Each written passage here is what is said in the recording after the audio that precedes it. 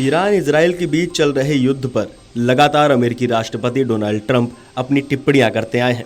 इस बार उन्होंने social media post में कहा कि कनाडा में G7 शिखर सम्मेलन से उनके लौटने का निश्चित रूप से युद्ध विराम से कोई लेना देना नहीं है। ये उससे कहीं ज्यादा बड़ी बात है। उन्होंने इस पर अधिक स्पष्टीकरण दिए बिना राष्ट्रीय सुरक्षा परिषद की तत्काल बैठक बुलाई।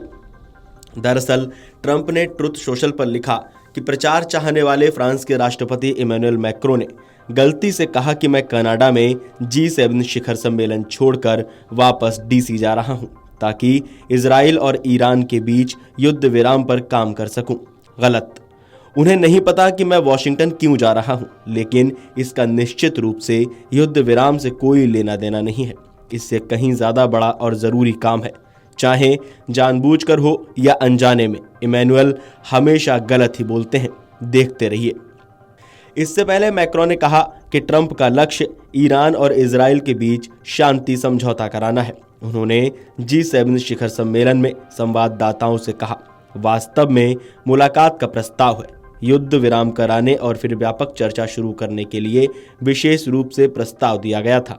दावा किया गया कि ट्रंप के पश्चिम एशिया के दूत स्टीव विटकॉफ और ईरानी विदेश मंत्री अब्बास अरागची परमाणु समझौते और संघर्ष को समाप्त करने पर चर्चा करने के लिए मुलाकात कर सकते हैं।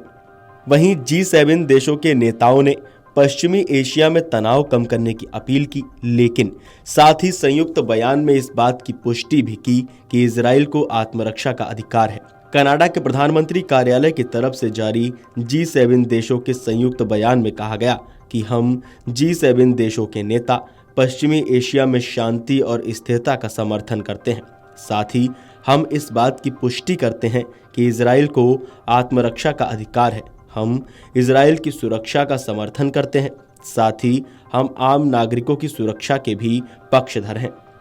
इजरायली हमलों के बाद ईरान ने भी पलटवार किया और इजराइल पर बैलिस्टिक मिसाइलों से बड़ा हमला किया।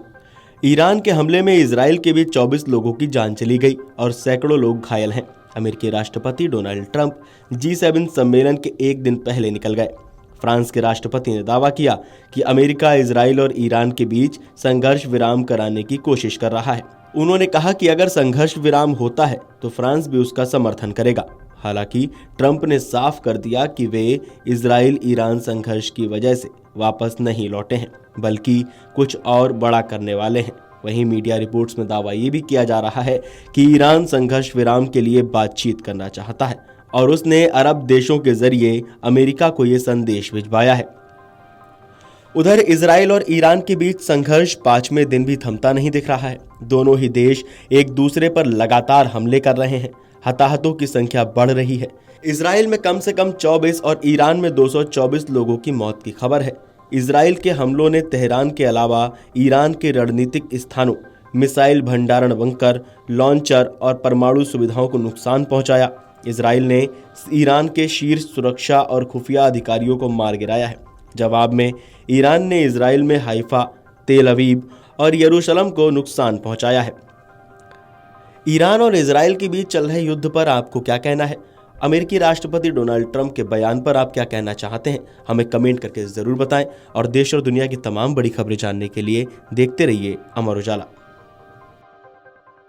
अगर आप ये वीडियो YouTube पर देख रहे हैं तो हमारे चैनल को सब्सक्राइब कर बेल आइकन दबाएं और Facebook पर देख रहे हैं तो हमारे पेज को लाइक करें।